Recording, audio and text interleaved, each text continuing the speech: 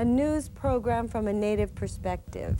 Whether it's a flagpole raising or whether it's an elders conference, if it's important to the people, and I make a story out of it, this is the most exciting, wonderful, fun time of my life. Hello and welcome to Heartbeat Alaska. I'm Jeannie Green.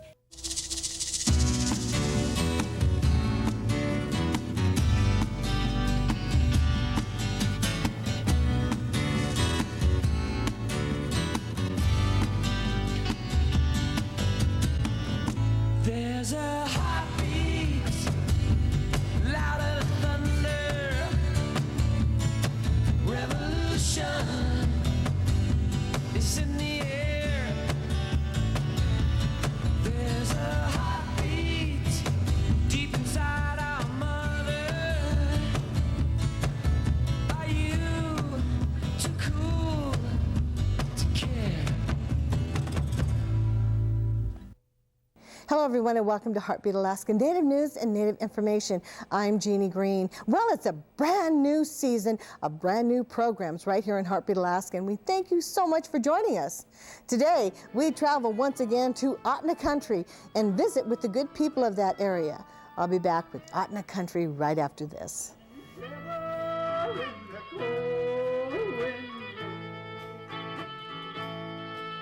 There's a heartbeat, louder than thunder, revolution.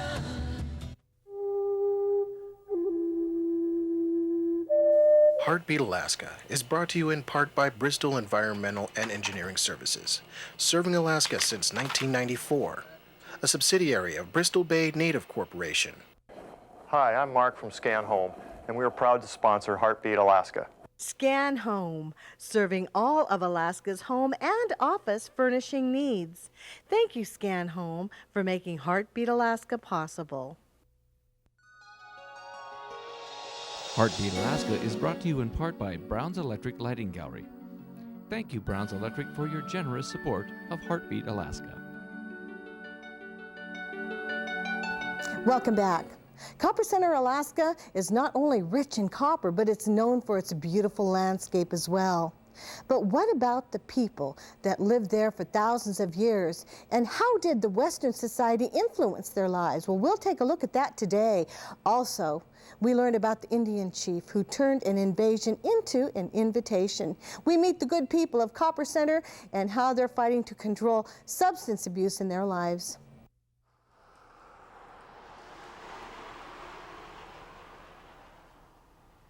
Welcome to Copper Center, population 1,200.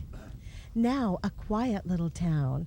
Historical markers and old dilapidated buildings serve as reminders of a once booming community, a leaping off point for prospectors in search of their fortunes.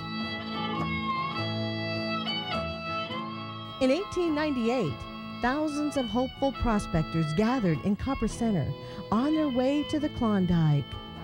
But by the time they reached Copper Center, the rush of the Klondike was over. Some of these gold seekers turned back and headed home, but many stayed to prospect the area. It became Copper Center because this became the center of the activity in 1898 from where everybody branched out to where they thought they were going. Yeah. Included in those was the men that made the major discoveries that ultimately became what became taken over by Kennecott. Ron Simpson is a resident of Copper Center. He owns and operates an establishment called the Copper Rail Depot and has dedicated the past few years of his life to preserving the history of this region and its people. Ron recently wrote an 800-page novel that tells the amazing story of the young Chief Nikolai and his people at the time of the Great White Invasion. My story tells how Nikolai chose to deal with this problem because he recognized that his people were about to be overwhelmed. There was no way to stop the advance. All he could do was figure out some way to work within what was coming. And this is the story that I have written as to how he went about doing that, and in my belief, how he was successful in making it possible for his people to not only survive but for those that did survive to actually prosper in the context of the Copper River and Northwestern Railway. The Copper River Northwestern Railway, a 196-mile stretch of railroad that would haul over $200 million worth of copper ore from Kennecott to the coast at Cordova for 27 years. The railroad is the center of everything. It's what brought the life into the valley. It's what changed the Ahtna way of life here forever, much more than the U.S. Army did, because the railroad brought with it everything. It brought in the civilization and the hordes of people and everything else that changed everything. One of the things that I kept running into, especially with the Indian people that come here, is they said, well, what does this have to do with us?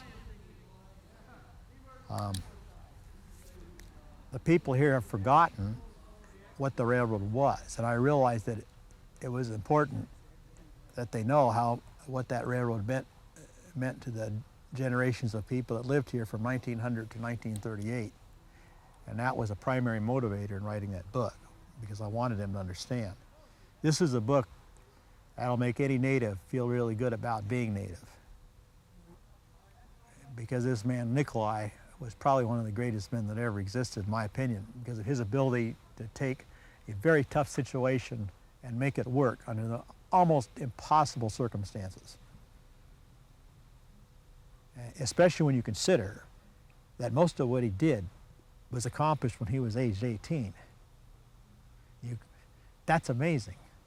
A lot of the natives today think they were just victims, of what happened. And I have a problem with that. I wanted to write a story that made us a lot more than victims. I wanted to make some of our people heroes. And I found a way to do it. Ron has also found a unique way to revisit the past. This is the Kennecott of 1920. Most of this does not exist anymore because you're looking at the center section that was destroyed about 1968. This area right in dead center was referred to as Staff Row. You have the staff house itself, which is where the engineers lived. With over 10,000 hours of research and modeling, Ron recreated the Kennecott of the early 1900s, complete with tandem locomotives for hauling the heavy loads of copper ore. In the early days of Kennecott, all the ore trains were run in tandem. That is, they had two locomotives pulling the ore up because one wouldn't do it. By 1915, they switched to a bigger locomotive that weighed 95 tons, and they were able to run them just as a single locomotive, the 196 miles from Cordova to Kennecott and back. Except for the crossings at Ahtna, the grade from Ahtna for 6 miles up a hill and the grade from McCarthy to Kennecott both required pushers. So at those spots, Ahtna and McCarthy, they kept extra locomotives to be on hand to give the train a little extra push. What I envision doing is being able to read passages out of the book right here. We found from our dedication ceremony that we had at the end of May for this model that it works very well because the public can sit there, have the model in the background, and it gives them a visual aid when you're telling them something about Kennecott or the railroad. It's more just a sense of history.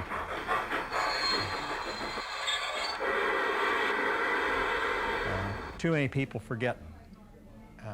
I wanted to bring a sense back of what had happened. Kennecott represented, until the Alaska pipeline came along, the single largest privately financed construction project in Alaska. The mine that was Kennecott was actually 5 copper mines, was the richest producer of any kind in Alaska. It exceeded every rich gold mine, and its output exceeded the total value of entire gold districts in Alaska, including the Fairbanks Gold District. It was just that big. Few people remember it. When you think of Alaska, you think of the gold. This was bigger. And in terms of its impact on natives, this was bigger. Hey, Stay 6 seconds. But the biggest impact on the Ahtna people today does not come from the mining of copper or the hordes of prospectors. It comes from alcohol and drugs. The people of this region have taken these negative influences and turned them into positive experiences. It's a 7th annual gathering. We started 7 years ago through the board of directors at Copper River Native Association. At that time, there was already this energy going towards improving the communities, creating alternative activities in the absence of alcohol and drugs, showing that even tradition required there be different opportunities to gather together and have a good time. And a good time was had by all at the softball tournament, a 3-day event that captured the attention of Copper Center. The teams, they come out to visit from far away, and I really feel that's good. You know, when we have our awards, it builds it up more, you know. We got good players out here. We got good players in the other villages too, you know. But when we have that, that's more important though. Being a team. Where we are, we say we're a team because we help one another. You know, we can't always be out in the community, but to do that, it really bonds everybody together. It gives the people a chance to get together. It's a friendly competition. At the same time, we see cousins and aunts and uncles that live, you know, hundreds of miles away. It goes back in time. It's always been a time throughout the year, certain times throughout the year, where the peoples of the region will gather together, swap stories, share a little food together, a time to renew acquaintances, make new friendships, just a good time. Everybody in the Copper River region is related one way or another. So it's like one big family, and we need to all work together to become a stronger community. And that by putting this gathering together, it's brought all the villages closer, and to have a good working relationship, I mean, and to show the younger people that we can work together. And by doing it all together, it has made it stronger. Some of it's 2 for a quarter, some of it's a quarter. And what would a gathering be without an elders rummage sale? That's right. The elders were offering the best deals in town, so good that even our cameraman had to get a little something for himself.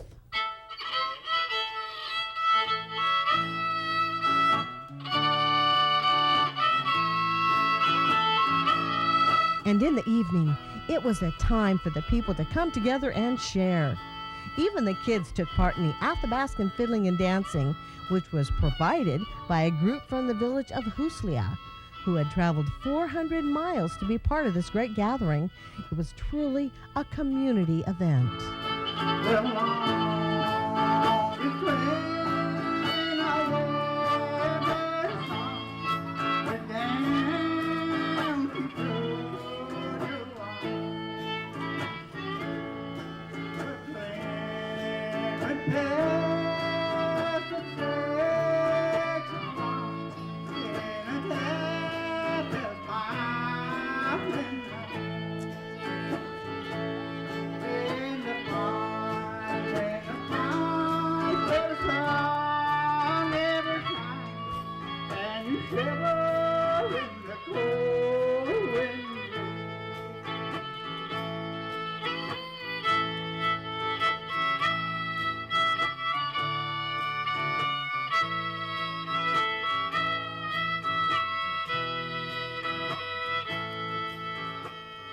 There's a heartbeat, louder than thunder.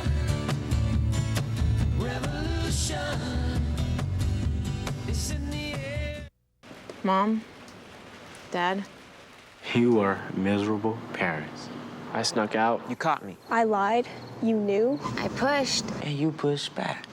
Invaded my privacy. My privacy. I hated it. I hated you. Why couldn't you leave me alone? Just leave me alone. I thought you were the worst parents in the world. I thought you were the worst parents in the world. Thanks.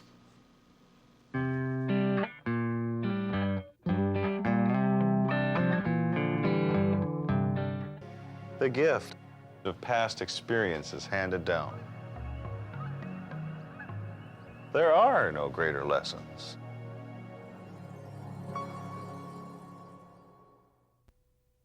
Heartbeat Alaska chooses the Longhouse Hotel, the official hotel of Heartbeat Alaska. And this is where we choose to house our guests that come from all over the world to spend time with us. And this is where we hope you will choose to spend your time when you come to Anchorage. Choose the Longhouse Hotel, the official hotel of Heartbeat Alaska.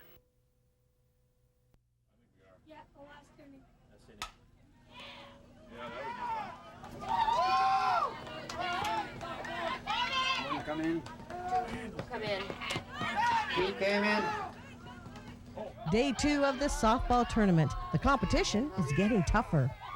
To watch the people celebrating their heritage, their pride, and their sobriety looks so easy, so natural.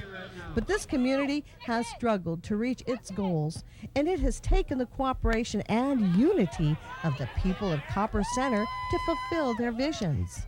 I think there's a good change, but it's a collective responsibility.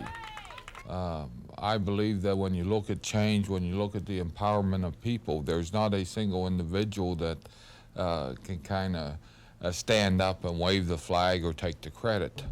I think that when you look at even the development and the historical aspect of the gathering, which we're going through this weekend, it just didn't happen overnight. A lot of wisdom was searched for from the elders, sitting down, talking with them.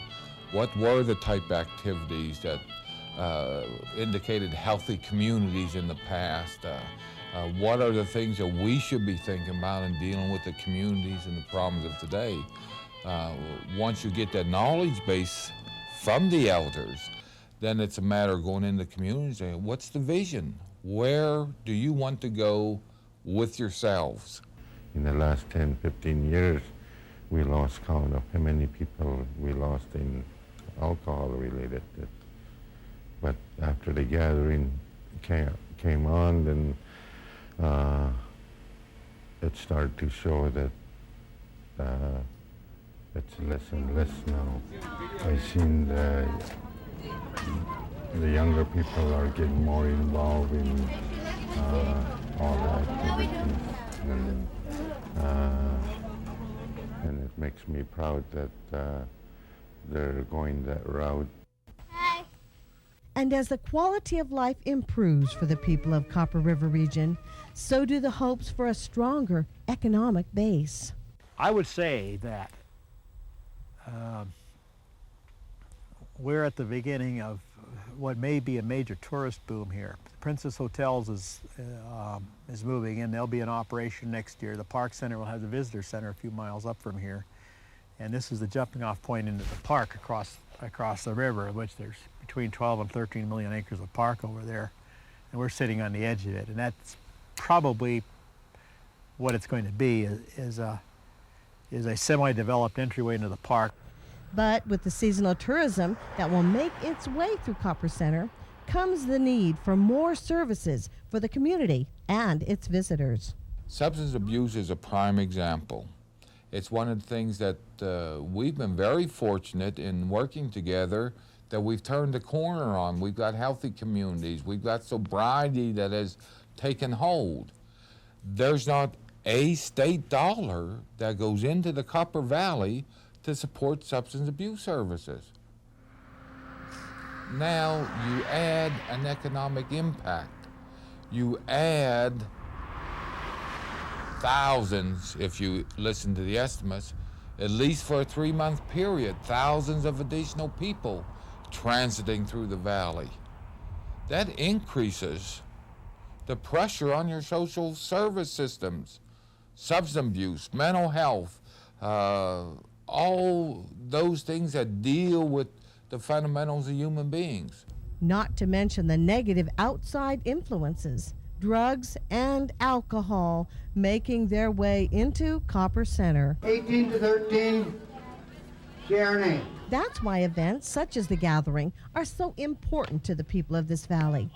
Not only are they celebrating their accomplishments, but they are preparing themselves for whatever the future holds.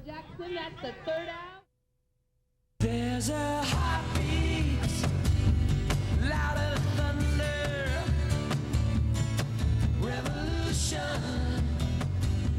is in the air.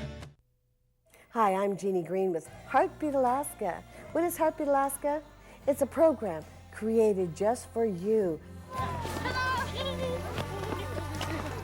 A program whose subject matter, Native Americans and Alaska Natives. We thank you for joining us, no matter what culture you're from. Heartbeat Alaska is like a journey. We take you to remote villages across the north, but most importantly, we take you home.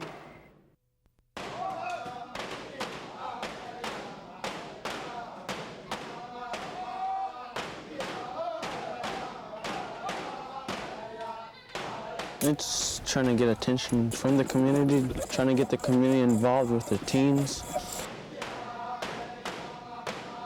Their culture is very strong, like with Eskimo dancing and singing. There's a lot of youth that participate in that. Dancing is very important. I love dancing. Watching. Yeah, having your own experiences.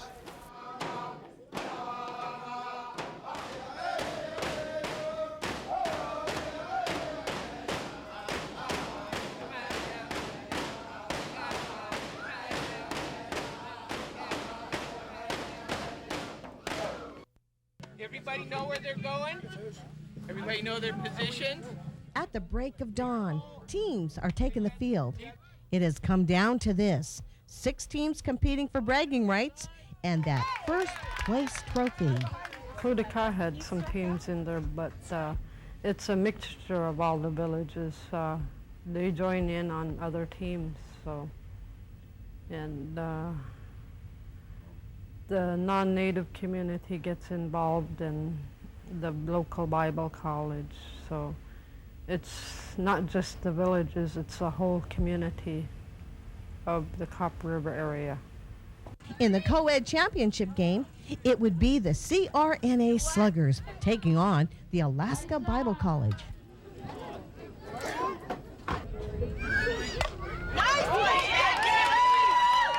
They're probably the tightest team as far as middle age and youth and elderly go. They got the mix and Ball 2 inside. They got a tight field, nice defense. Not very good on their bats, but this is our probably 4th time this year, and we've won 2 and they've won 2. This is pretty much the breaker here. Yeah, that's 5 games. So this is the game we played in this year. It's gone. It's gone. Come on, Jackie! For the women's championship game, it would be the CRNA ladies against the Hands Angels out of Glen Ellen.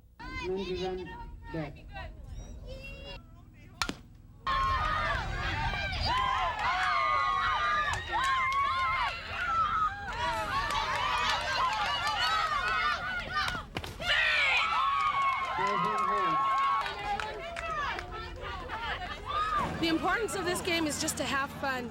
We're all here to be together and have fun and do our best. That's all we're looking for here today.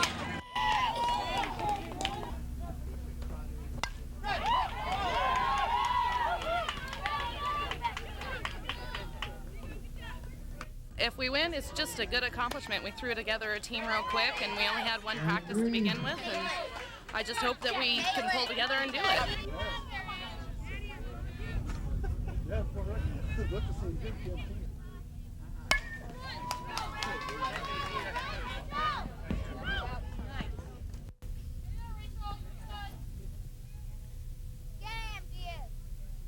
And in the men's league, it would be Wells Fargo taking on the visiting Northway team.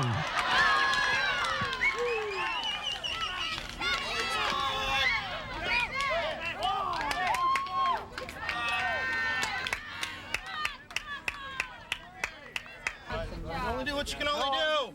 Let's go. Let's get some bats alive. Let's go. Let's go.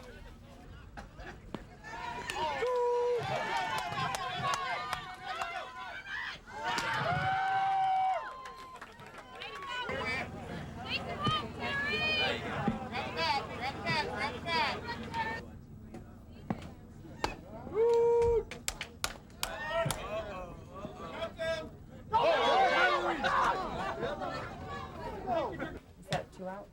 I hit a ball, and it hit the ground, and then it hit her leg. Oh my gosh, no. Go ahead! Oh. Okay.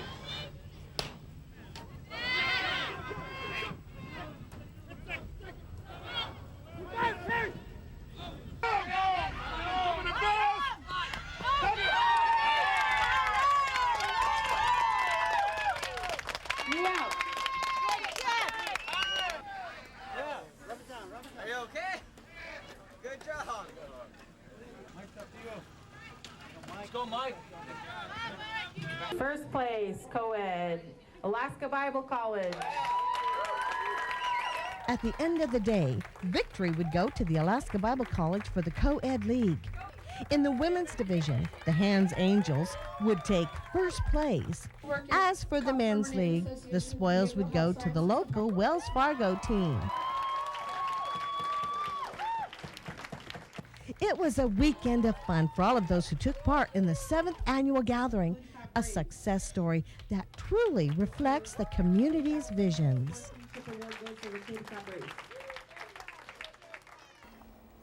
Thank you, Copper River Native Association, for helping us with this story. Thank you all the good people in the Ahtna region. We'll be visiting the Copper Center region again in a few months. We have a story on the treatment center, a beautiful story about a beautiful plan to help the people in that area on the road to wellness. And thank you for joining us for Heartbeat Alaska. God bless every single one of you. We'll see you again next week.